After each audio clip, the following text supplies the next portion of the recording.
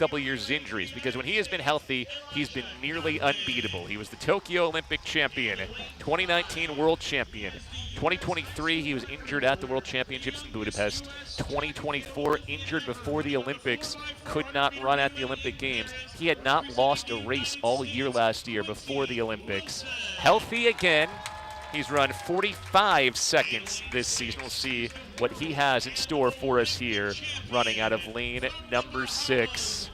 Again, a guy a lot of folks are rooting for because he's had to overcome some physical ailments these last couple of years. One of the greatest athletes we've seen in the 400 meters. I can't wait to see what he puts forth here today, because like you mentioned, if Stevie Gardner is healthy, this is somebody you have to keep your eyes on as you progress towards the summer in Tokyo. Clock's really important for this guy in lane number 7, Delano Kennedy, the 21-year-old. He finished second last week at Jamaican Championships in the 400. So that would earn you a World Championship spot, but he doesn't quite have the standard yet. He's run 44.91. He needs to hit 44.85 for the World Championship standard and to get himself on that plane to Tokyo and the World Championships.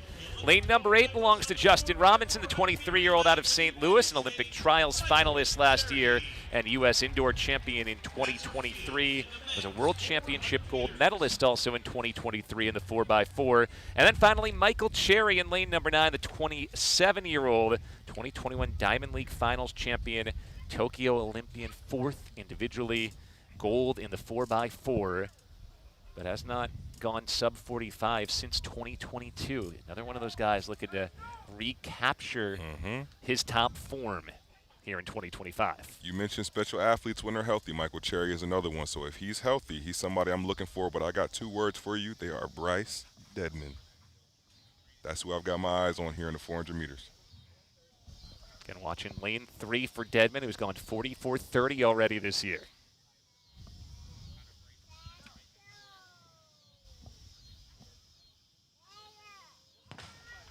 Should be an excellent race. Jim Mathis Men's 400-meter Invitational is underway, and it's a good start in lane number 5 for Quincy Wilson. The 17-year-old's already gone past Stephen Gardner on the stagger. Bryce Deadman moving well in lane 3, so it's Wilson and Deadman with Justin Robinson out in 8. They're your best 3 positions so far. Looks like Gardner's finding it a bit here at the 200-meter mark. Can Wilson hold on after that torrid start? It was this time of the year where Quincy Wilson really set the world ablaze. He's coming down a home stretch with Bryce Deadman. We'll see if he can hold him off. Wilson and Deadman digging for the line. The 17-year-old Quincy Wilson holds Deadman off, and Quincy Wilson the win in 44.14 unofficially. Wow.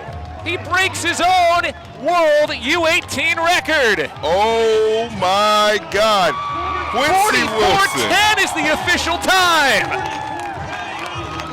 My goodness. World number 4 at 17 years old. World U18 record at 17. This kid is special. We talk about people who are made for moments. We've talked all day about how energetic this crowd is, how hot the track has been, and you bring somebody like Quincy Wilson into this environment, a short trip down from Maryland where he calls home base, and he lights the track on fire. So a 1/10 of a second improvement on his own World U18 record. He's now the fastest U20, the great 4th fastest World U20 runner, along with the fastest ever World U18 runner, 44.10, and he did it flying out of the start. Deadman ran a strong race like you were expecting, but Wilson gave him nothing down the backstretch. I'll tell you, so the times went pretty much how I thought they would for Bryce Deadman. The race, listen, let me tell you the truth. I didn't know if Quincy Wilson had that in him today. He'd run so many races last year. The season hadn't really quite gotten off to the way that he probably would have wanted it to, and I wasn't sure if all of the races were taking a toll on his body, but here he is today to let me and the world know, oh no, we were just getting ready. 44.10. Again, 4th fastest time in the world this year. Only Zakeith Nene of South Africa and Americans Caleb McRae and Ja'Cory Patterson have run faster. I mean, to put that time in perspective, that matched the winning time of the Olympic medalist Matthew Hudson Smith to win the Prefontaine Classic last week. 4th best in the world. There he is with his coach. Executed that plan to perfection. And you think about the pressure that's heaped on you when you do what he did at 16. Insane run. You got out like your feet were on fire. What was your race strategy coming into today? I mean, if you go see my races before, I haven't been getting out. My coach been telling me, stay on our process, do what we got to do. And I went out there and shot out like a bullet. You absolutely did. And we're not here to make it about anybody else, but Quincy, you made up the stagger on an Olympic champion. That says a lot about your tenacity. Speak to maybe what Coach Joe Lee was telling you right before the race. Of course, I mean, my coach has been by my side, my parents, God. They tell me they got me the right way. I just try to follow their plan. Quincy, you came through here and touched everybody's hand right after your race. Why? They were all cheering for me when I seen I was done. So I'm just super thankful and super blessed. And shout out your community back there at Bullis. Of course, shout out to everybody in Maryland, shout out to DMV, shout out to Bullis for sure. Now, we're not going to give you a bottle to pop, but huge congratulations. Go ahead and celebrate. Look, Coach said he'll pop it. Coach is going to pop it.